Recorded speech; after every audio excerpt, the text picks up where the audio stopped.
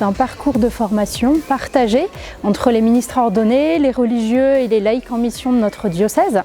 Donc c'est un parcours autour de la synodalité et donc une journée aujourd'hui avec le père Christophe Théobald, théologien et expert au synode sur la synodalité. Et l'enjeu de cette journée, c'est de vivre des formations communes entre les différents acteurs pastoraux de notre diocèse pour à la fois développer une culture commune et puis aussi avoir des temps de fraternité, de convivialité, mais aussi de prier ensemble. On a choisi de faire 3 journées de formation sur la synodalité pour finalement mieux accueillir et mieux recevoir le document final du synode et puis surtout le mettre en pratique, c'est-à-dire faire évoluer nos pratiques, entrer davantage dans une conversion de nos liens, une conversion des pratiques, une conversion des relations.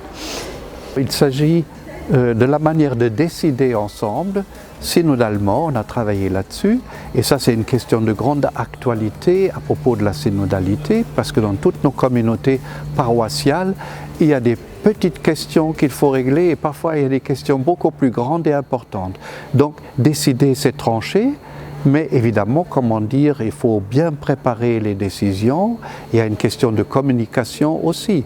Alors par exemple, l'heure de la messe, si on veut la changer, c'est une question. Quand on veut mettre ensemble 2 ou 3 communautés pour former une seule paroisse, là c'est beaucoup plus important. Il y a beaucoup de gens qui sont concernés, mais à un moment donné, il faut décider. Ça c'est le premier sujet. Et le deuxième sujet qu'on a traité cet après-midi, une décision, évidemment, ça s'évalue. Il faut évaluer après, parce que, comment dire, d'une décision plus ou moins bien prise, on peut apprendre beaucoup de choses. Mais ça suppose la franchise, que chacun puisse s'exprimer, etc. Et qu'on entre ensemble, synodalement, dans un processus d'apprentissage. Ça se vit déjà un tout petit peu, je dirais. Mais ça se vit tellement différemment selon les diocèses, selon les pays, même selon les continents.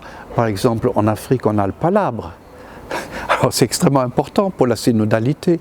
Mais nous, comment dire, ici en Europe, en France par exemple, on ne connaît pas le palabre. Mais donc on se met ensemble, on discute, on décide. Donc effectivement, ce sont des choses qui se font déjà. Mais à un moment donné, il y a une nouvelle étape de l'Église qui intervient. L'Église est devenue mondiale, il y a différents continents.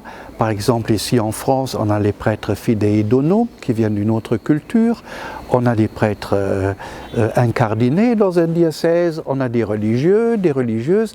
Vous voyez, avec des différences et qu'il faut laisser féconder aujourd'hui. Et c'est ça, au fond, aussi un enjeu très important de la synodalité aujourd'hui. Dans une église où, comment dire, on est très hiérarchique, c'est-à-dire l'évêque décide, éventuellement avec les prêtres, et ensuite le peuple applique ce qui a été décidé ailleurs, on trouve énormément de difficultés dans notre culture aujourd'hui, ce qu'on appelle justement le cléricalisme. Et donc, si on veut avancer ensemble, il faut avancer avec conviction. Et pour cela, il faut laisser parler tout le monde, laisser la consultation émerger réellement et finalement rendre compte des décisions qui sont prises.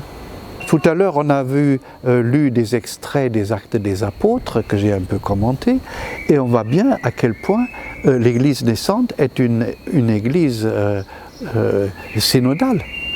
Par exemple, l'Assemblée de Jérusalem, dans les Actes 15, il y a un conflit. Alors ça, c'est un macro-conflit quand même, l'Église. Oui ou non, faut-il circoncire les gens qui viennent du monde grec, qui sont des païens? Oui ou non?